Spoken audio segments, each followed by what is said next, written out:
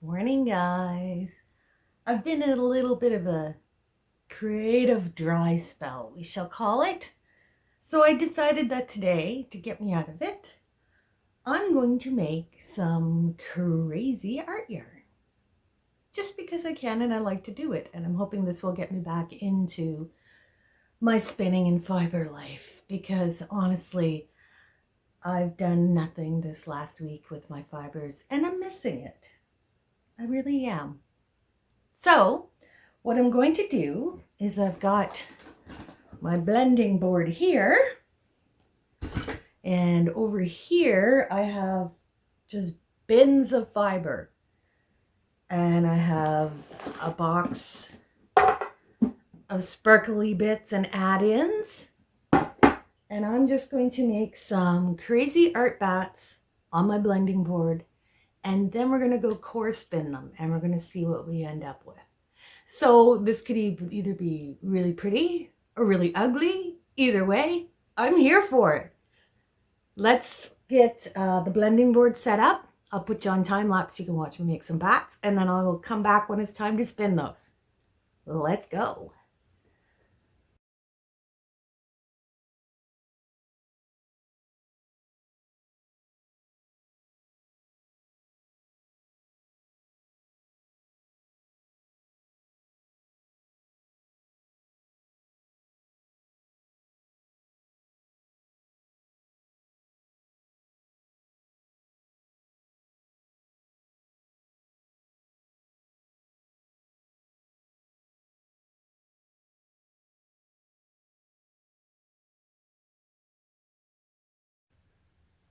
All right, so I have my art bat.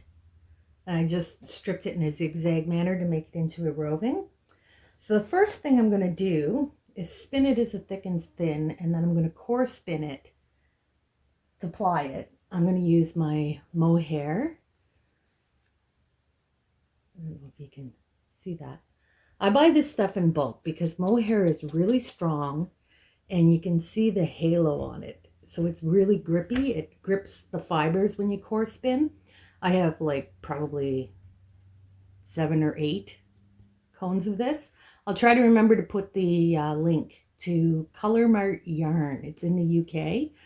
They buy commercial yarns and resell like end of line stuff, and they have some really good stuff and decent prices.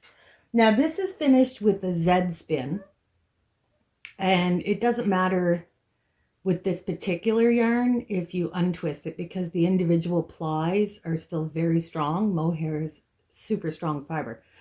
So I am going to spin the Z and then I will ply S. So first thing we're going to do, increase our uptick a bit here, charge our leader. All right, now I want this to be like just craziness. So I'm not going for any consistency in the ply. I'm just kind of making a bulky, crazy, messy, thick and thin single. I just put all kinds of stuff onto the blending board. There's some sparkles in there. There's some sari silk. There's some previously made mixes that I just threw in there. It's just a bunch of fibers. I just had some fun. I'm really hoping that by just making a crazy art yarn, it will restart my creativity because I'm dry. Big time. No creativity in me at all. All right. Where's my end? There it is.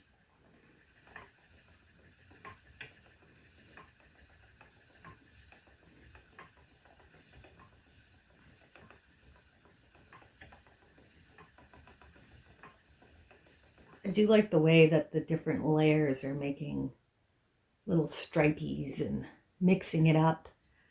And I put the purple down first so that would be the tone that would carry through the entire yarn. There's some big lumps of sari silk. Now I used some Rainbow Firestar in this just to kind of give it a little bit of sparkle in places.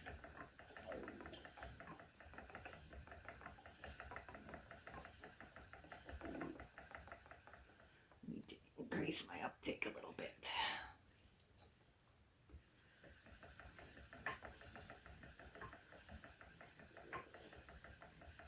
Oh, oh, look at that big batch of Sari silk there. Let's just pull that in, let it sit on the surface.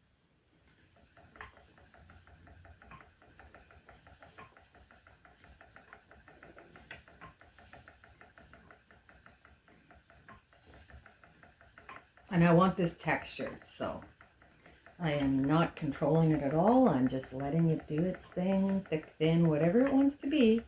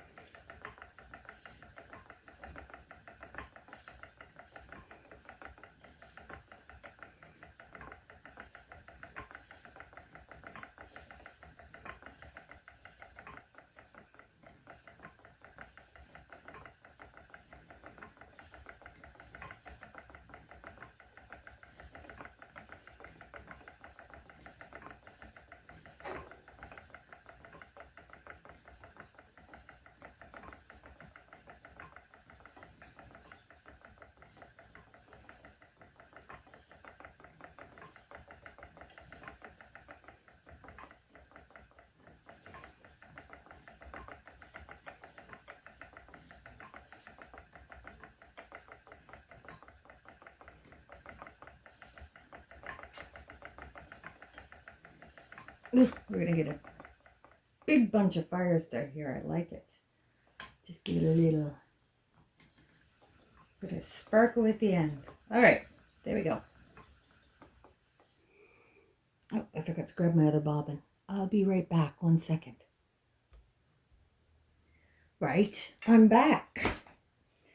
Got my Lazy Kate. So I'm gonna pop this bobbin off.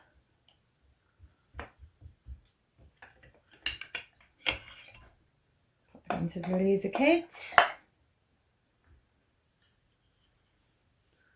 I've really got to do new leaders for all my bobbins. They're getting pretty tangled, short, and nasty.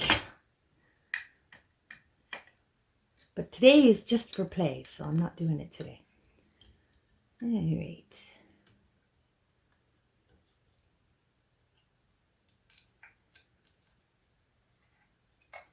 Now we spun that one S. So we're going to apply Z. Set that down there. Actually, I think I'm going to set it over here behind me. I'm going to take my core yarn, set it on the other side, and attach it to my leader.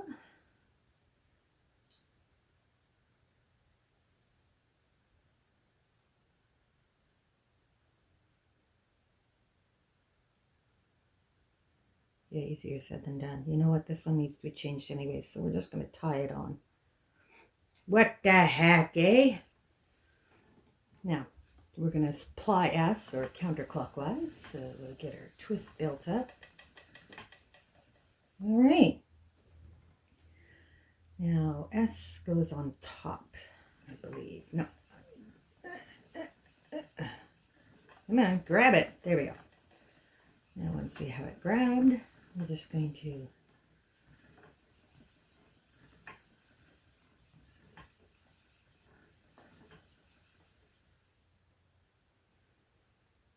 just keep pushing it up. I'm going to make it a coily yarn.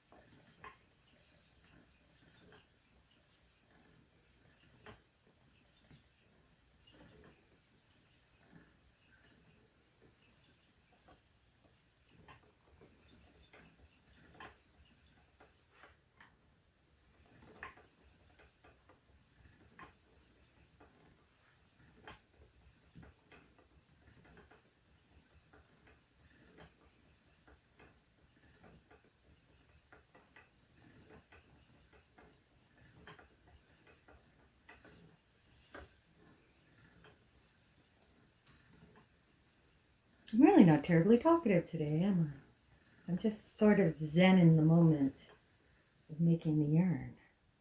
All right, move you over.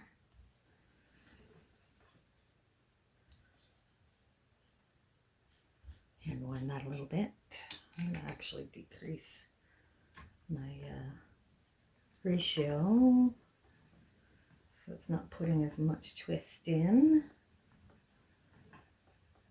So basically you just hold your core yarn straight and let your crazy art yarn wrap on, and then just push it up. Just push it up. And sometimes, no, it's still taking it up.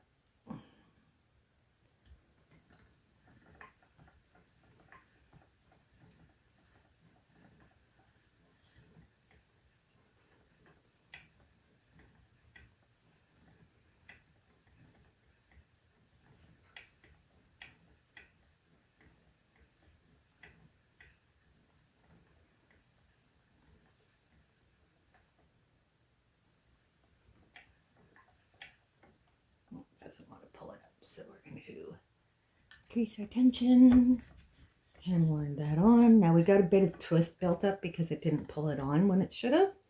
So we'll just hold the yarn and let this wrap on to use up that extra twist.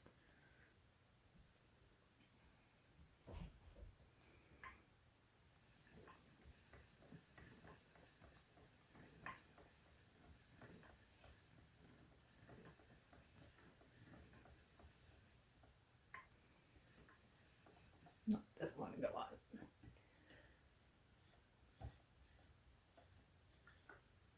Oof, well there's why. Look at that bloof. Just kind of catches everywhere. There we go. All right.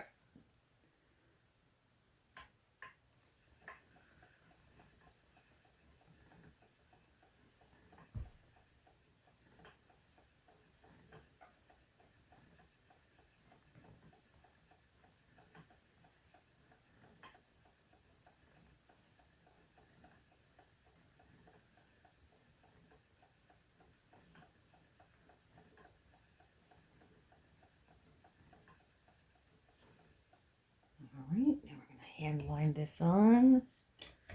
Oh, this is making my soul happy. I like it. All right.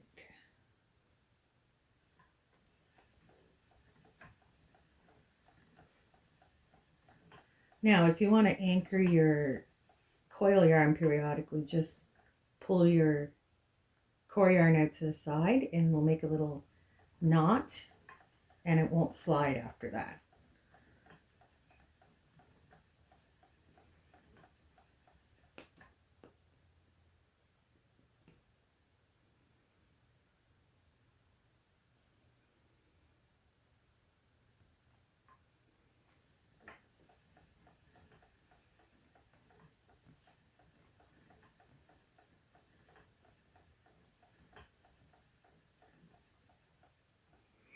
All right, let's hand wind this on.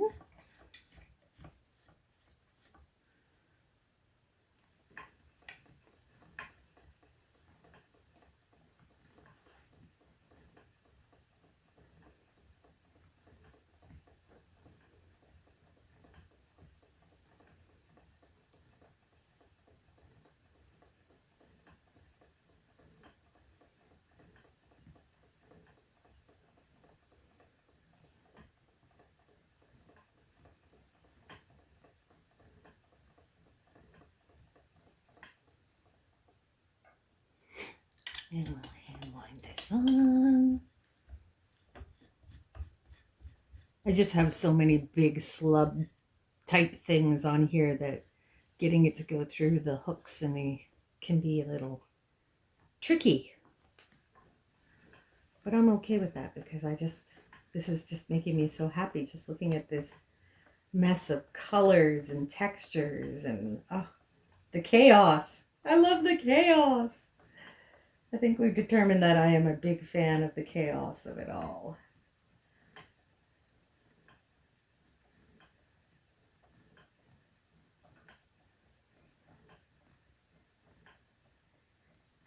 first. Lock that down a bit.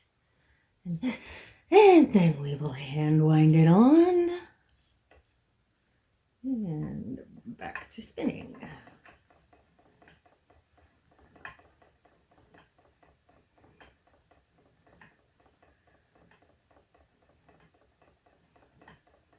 Now I'm spinning this with the wrap is like zero tension on it. Oh, there we go. We're at the end. But you can adjust it however you would like. All right, now that we're at the end, I'm going to lock that in place and then wrap it. And get my scissors, snip her off. I have tried to break the mohair core with my hands and I generally just end up tearing into my fingers. So I've learned. Tie a knot. Fold that back on itself. And let it onto the wheel. All right, so now we have this bit of floofy craziness. Let's get it off the wheel and see how it looks on the nitty naughty.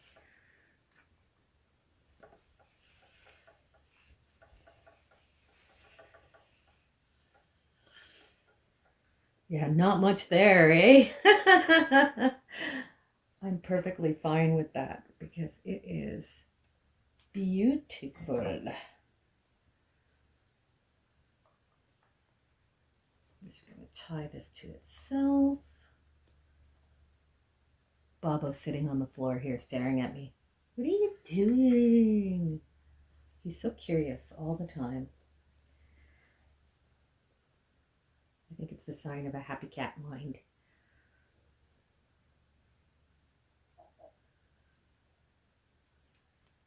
All right. So there we go.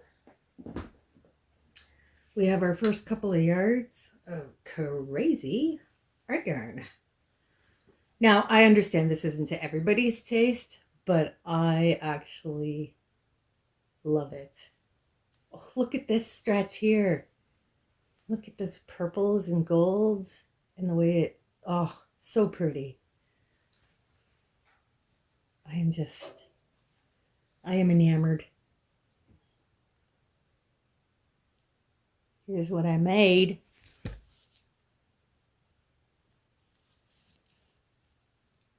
Ooh, there we go. Oh, I like that stretch too. This is so fun. All right, well, this determines it. I gotta make more. I'm going to do a few more bats on my blending board and we will spin them all up just for fun. Because this is like, seriously, it's making my heart happy. And I just want to do more and more and more.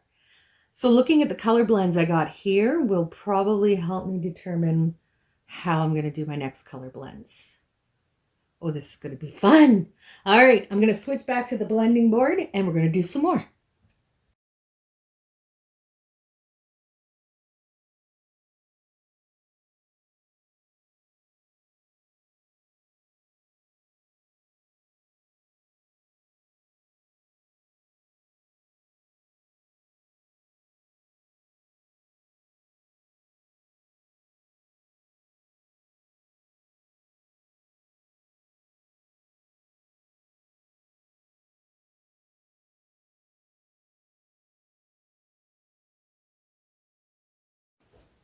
So I made two bats using the same colors. This one I did in stripes and then zigzagged it into roving. And this one I did it in layers. So I'm going to spin them both onto this bobbin and we'll see how the different layouts change the end result. Just because I can. And why not? All of my favorite reasons. Okay, so we're going to spin Z and ply S. Now, my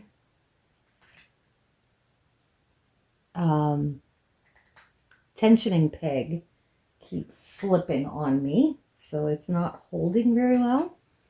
Here's a little tip for you. Take a little floof of wool, wrap it around, and jam it in. And that'll keep it from backing off when you don't want it to, which is what it's been doing for me. There we go. That'll tighten it right up. Oftentimes with wood, humidity will affect it. It'll shrink or expand. So it's just a little tip to help when it does the shrink thing. All right, here we go.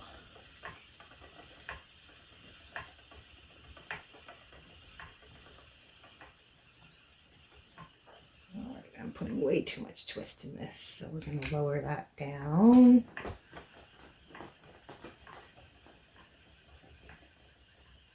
We're going to increase our uptake. There we go. That's better.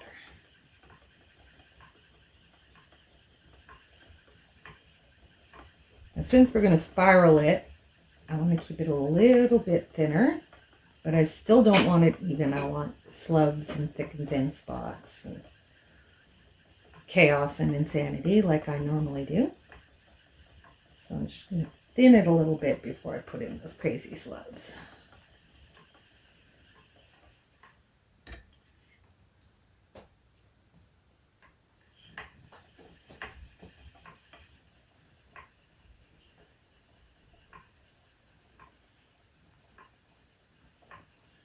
Now, your slubs don't have to be very big when you're doing a spiral ply over a core.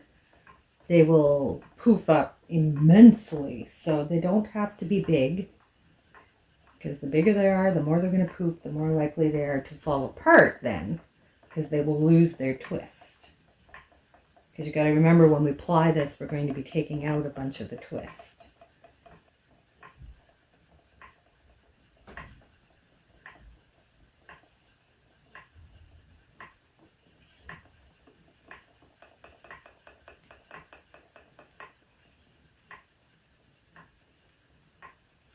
All right. That's our first bat spun up. That was the one we did in stripes. So now we're going to take the one that we did in layers. We're going to do the same thing with this. I'm just going to turn you a little bit so you can see more. So what you do is just, this is one method of working with bats. Just tear it down, but not all the way. Stop, move over, tear it up, but not all the way. Stop, move over. So you're making like this zigzag pattern through it.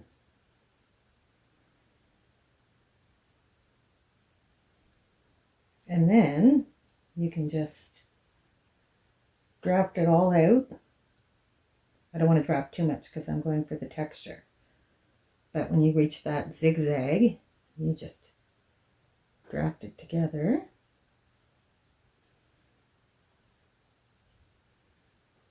And stretch it all out into a long roving. And then you're ready to spin. You can make it as tidy or untidy as you want. It's just one way of working with bats. All right, so let's see how the working in layers changes the look. Actually, I'm going to add a little more twist to this.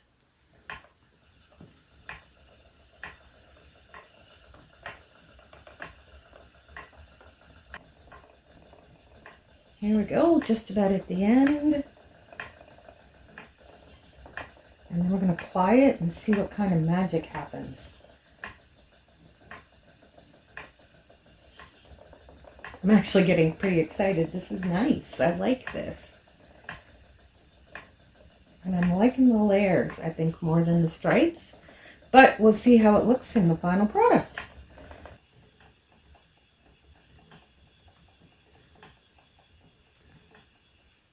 Now that one was really loose, so I'm just going to lock it in place. And I'll put that on the wheel. Push. Now you can see how these slubs open up, and then when you push them up, they make these little, well, they're not so little, they're big puffs.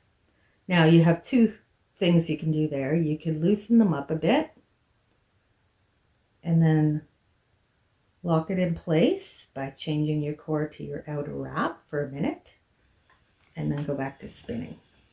Or you can just let them be what they will.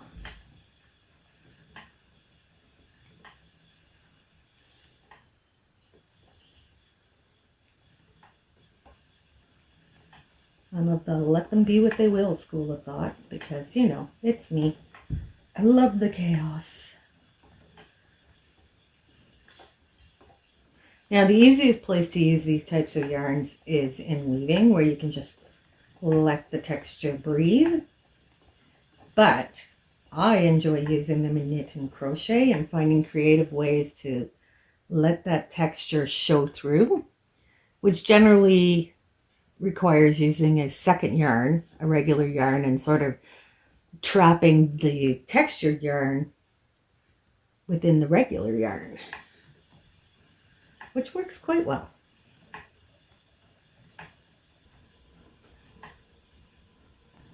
The more tension you put on your textured yarn, the more tightly it will wrap around your core.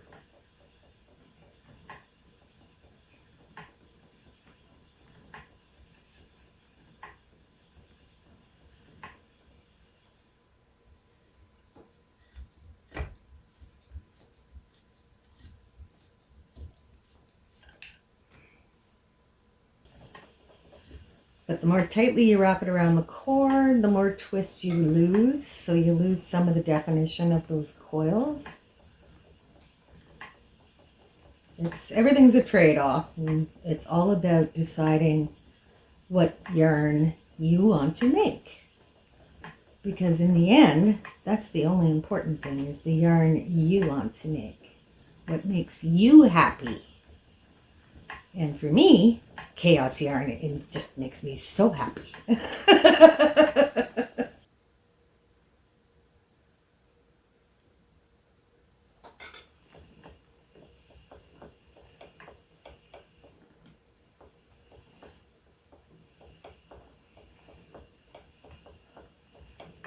And there we are, all the way to the end. So for the last little bit, rather than do a spiral ply, I will lock in with my core and then just do a straight ply with the remainder, which really doesn't have much twist in my chaos yarn, but that's all right. Snip off our core, add some extra twist to that, fold it back on itself so the twist doesn't escape, and there we go. Alrighty, let's get this off the wheel.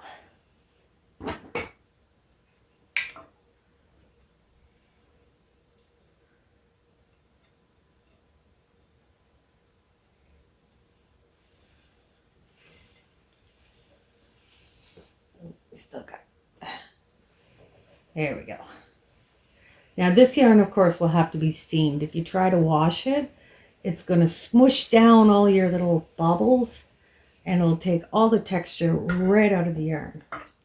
And you don't want to do that because you just spent all this time making chaos yarn. You don't want to lose the chaos. Out.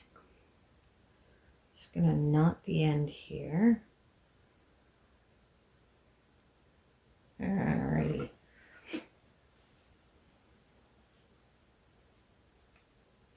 And there we go. There is our chaos yarn.